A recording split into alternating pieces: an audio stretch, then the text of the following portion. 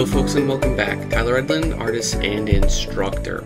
I want to first of all thank you guys for your nice comments and lovely support on the previous video. It was a more laid back video.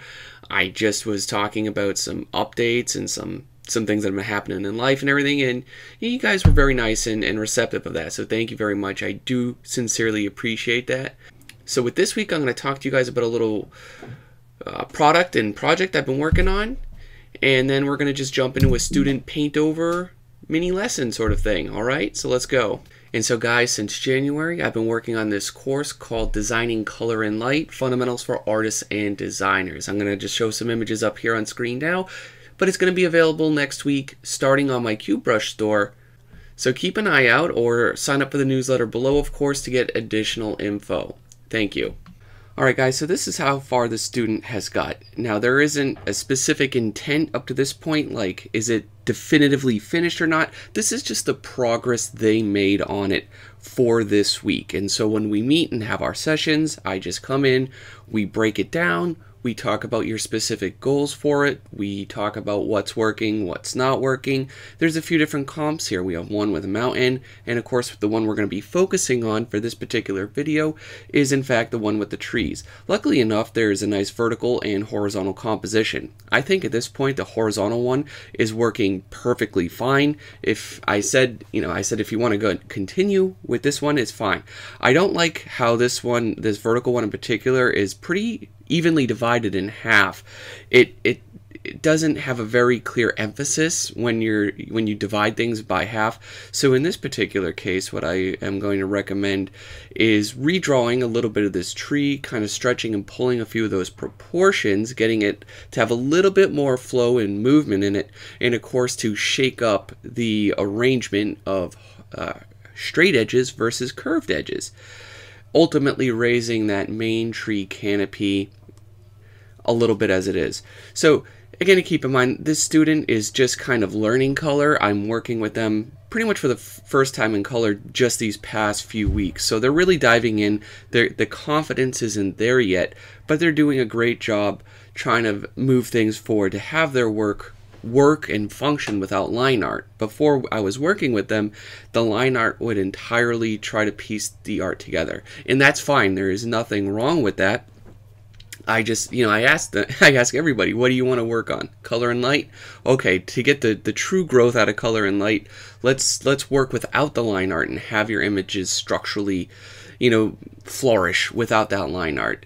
And so that's kind of what we're doing, is diving in, composing scenes with, of course, with some value. We worked for a couple weeks on value, and now we're trying simple constructed scenes with color. So yeah, I think that pretty much covers a lot of the background here. You can see some of their other studies they worked on this week. We went over some compositional rules up on the top, and we looked at some of their traditional sketches as well.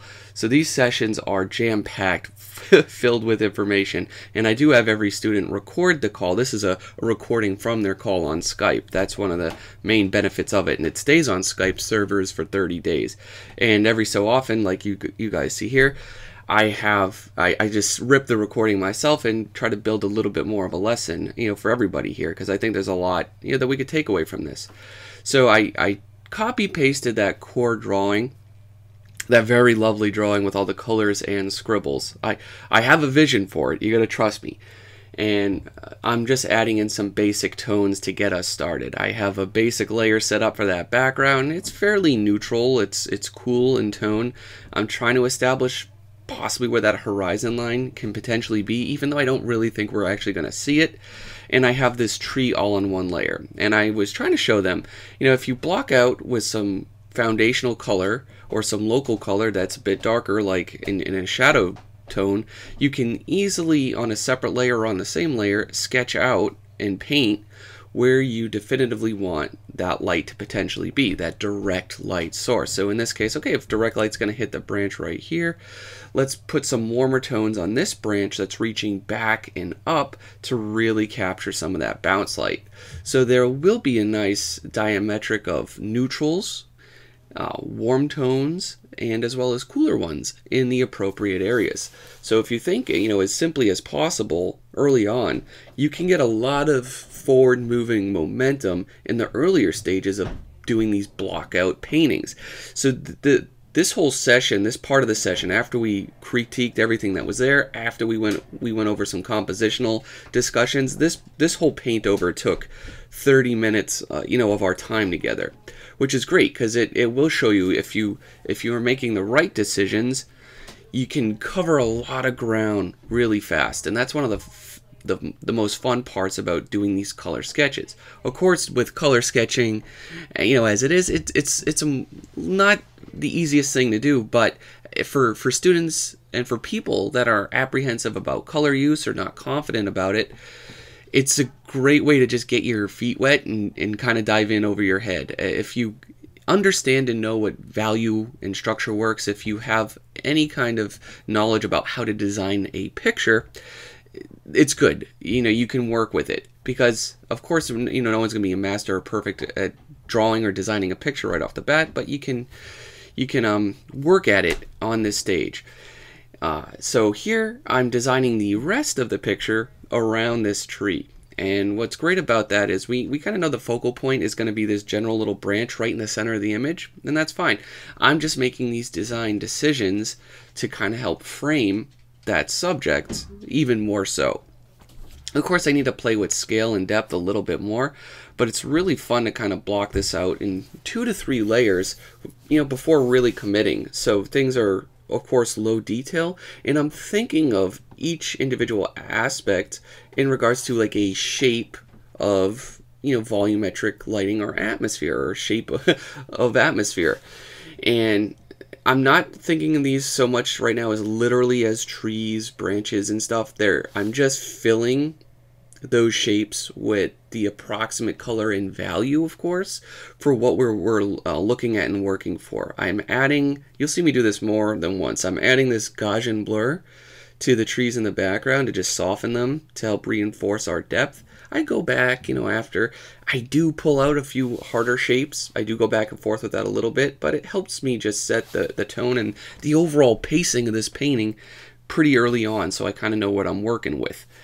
And then, of course, I'm abusing the lasso tool. I recommend everybody to do that. It's one of the best tools in the whole Photoshop program to make a selection and then bouncing in atmosphere and light in massive little shapes. The beauty of this and using a selection tool like this is A, it gives you a nice crisp edge, and B, it lets you use a brush much larger than that space would normally allow, covering essentially more ground very efficiently. Now, if you build an entire image like that using a lasso tool, your entire painting will be very hard, very crisp in regards to the edges and shapes. If that's a look you're going for, that works great. But if you want something to look a little bit more natural, you'd have to ease up on that occasionally, or just fine-tune the edges at some point or another. So again, I'm coming back thinking of some compositional framing elements. I'm adding some more clusters of branches and foliage in the foreground. I'm finally going in to frame this dark bit of the tree leaves in the center point right here, with playing against these highlights that are going against the tree. Constantly trying to amp up my overall use of contrast. Light against dark, warm against cool, hard against soft, and the other main one is straight against curved. Those main points of contrast is how I'm going to create visual interest in a scene like this. And I am firmly believing that you could take a good designer or even like a good photographer, if we look at it that way, good cinematographer even, can take a simple or a fairly everyday mundane subject matter, the way they frame it, the way they light it, it can add so much interest. It can add a lot of production value too, actually. And of course, with that, you will create your interest. And when you have that interest, you can capture the viewer's imagination. You can get yourself a follower. It all goes hand in hand in the art of making these pictures and paintings. So this is the point where it was exactly about 30 minutes in, and I went back. I was just inspired. I was feeling, I wanted to loosen up a bit more, and just I wasn't ready to put their painting down. So I'm not going to take entire credit for this image or this idea. I'm helping, of course, the student and anyone watching this video if they like, and I'm just going forward with it. Now, when it comes to helping a lot of these students, what I often do is I try to figure out what their specific goal is, for the next 2 weeks, and of course for the image itself. My goal isn't to come in here and just force my one way on how to do this and how to solve a problem and how to paint it. That's never what it's about. There's a million different ways to paint. There's dozens of techniques and overall processes you can adapt and try out. And it's not my way or the highway. But again, in this case, we're sticking true to their original vision. I want to try to make this the best version of their painting and show them through to these demonstrations on how you can efficiently kind of do that. Some images, or for some students that are where the actual structure of the composition with the design of the picture itself is hurting so much, of course I'm not going to be shy enough to go in there and like, oh, let's try to just fix this. Now, if something's broke, we should fix it. And we'll go back to the drawing board and we'll spend more time drawing and looking at the hows and whys to something may or may not work. Or if there simply is a better solution, which is in this case, there was nothing wrong with the student's composition and structure, but I think this is a bit of a better one because of the movement, because of the flow, because of the depth, and of course because of the spatial proportions. And so then, just some images require more lifting or alterations than others. And I go over this with them and, of course, try to say the hows and the whys. So it's not just like, oh, this is the only way you have to do this. So at this stage, with this, I'm going to call it a quick painting. It's about like an hour. I'm just fine-tuning what is there. The foundation is all there for the most part. Nothing structurally is really going to change. But, when you look at it up close, a lot of the brush marks, they're quick. A lot of the mark making is in fact less than desirable. It's a quick sort of expression of an idea. And I do like to capture that quick expression of any idea early on. That's value block out, that's color block out. Heck, that can even be a drawing. It's this part of the painting, the fine tuning of it. This takes the most time. I could easily, if I had the time, and I do want to, I'd love to get in here and just spend 5 hours nitpicking and caressing every bit of brushwork, every edge, every shape, every form, and perfectly fine tune it. Of course, in a lot of cases, that's just it's unrealistic. It's not going to happen that way. So what I do try to suggest is just fixing the bluntest parts of it, or the ugliest parts, the parts of it that personally I feel are the weakest, and then of course working from the biggest elements down to the smaller ones. Another way you can approach this as well is find the most important area of it, that main central tree, and just go in and around and through that particular area, bring that up first so it looks the best, it looks more finished than the other part of the painting, because that's what's most important at the end of the day. Even if you have a painting or an image like this that doesn't have a character, doesn't have a set narrative, which is fine, we could go back, we could add some characters just kind of walking around or some birds flying through, that'd be cool. But in the current state of this image, this is about this one branch, and the composition, that's our stage, and we want to complement our main actor, this branch, the best we can. We are of course going to do that through staging. We're going to add and subtract various branches, we're going to touch up various facets of the light, and we're just going to try to make it look as glamorous as we can with the time we have. Anything else is just icing on the cake, as they say, and that's all we're doing here. We're just kind of fine-tuning the smaller aspects of it. I do think I want to add one more branch on the top. You can see me kind of fine-tuning the shape of that here. Those two trees in particular in the background were far too straight compared to this nice curvy and wavy one. That's the main subject. So I went back and I'm just like forcing some movement into them to complement that focal area. And yeah, it just, when things are contrasting too much like that, it felt a little too forced or indifferent. So, right, it's the smaller little things, and through constant evaluation, you see most of the time, of course, my brush is moving, but I'm either thinking about the next step or kind of like that step that just happened. Like, was that good? Is it worthwhile? Is it working well with what I have, with what I'm working on right now? you know, and it's just a constant like conversation internally, right, with yourself. Like, you know, how is this going? Is this working the way I need it to? And of course, just of course, minimizing backtracking. You don't want to take a lot of step backwards, but if necessary, you know, undo or go back to a previous state if something's just not working. Of course, that's very easy with digital work. You can pull a layer back or just instantly delete it. So like, for example, if I did not like this tree or how I shaped the branches or foliage out from it, I could get it back. But I'm trying to assess how is this working with what I currently have, and I like it, so I go with it. But if you're just making mark making because you're trying to work fast, if you're not sure where things are going, you will get flustered. A lot of students will just, it'll be aimless, sort of an aimless, directionless sort of approach to it. And that's what we want to avoid. We want most of these marks to be intentful. We want to know how and why we're putting them down. And of course, what the next one's going to be to either complement or support that. So at this stage, when I'm really just fine tuning things, I'm literally just, my eye is making circles around the composition. It's going crazy.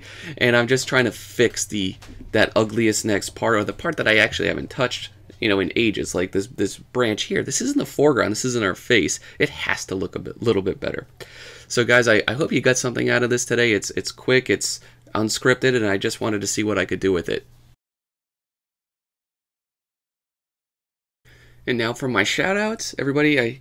My former student, Jared Keck here, he contacted me earlier this week, and he, just reading from his message, he said, "Hey Tyler, I want to thank you for teaching me in the online classes and how to overcome my fear and obstacles in doing paintings." He said, "I recently got a full-time concept art job in Germany in late January, and he just wanted to make sure he received a payment first before being too happy about it. But he said he's going to be flying over there once the Corona thing is over." So yeah, here's his work. Check it out. He does some great things. He's part of the Brush Sauce Discord, which is, again, is linked below with all my contact information. And yeah, he's got some really great stuff. We did a lot of battling on color, light, and compositional elements. He already had a pretty good sense of design and storytelling. And yeah, we were just trying to help bring a lot of his images and ideas to life. Now for the second shout out from my patron Jeannie Hart here. Again, another former student of mine from the CGMA design class. She's running a Patreon herself now, and yeah, she's looking for your support if you're willing and interested. So please check her out at patreon.com/JH Illustrates. Take care, guys, and stay safe. Guys, thanks for watching. Please hit the subscribe if you want to see more. You can check me out on Facebook, ArtStation, and Instagram. If you want more in-depth content from me, I teach 2 courses at the CG Master Academy, Architecture Design and Fundamentals of Design. If you want even more learning, you can go to brushsauceacademy.com and sign up for one-on-one mentoring. Join the hundreds of students around the world and start improving your art and design today. If you want to be part of a community, we have Brush Sauce on Discord. We have monthly challenges and hangouts. There are links below for everything I mentioned. Thanks again for watching, and take care.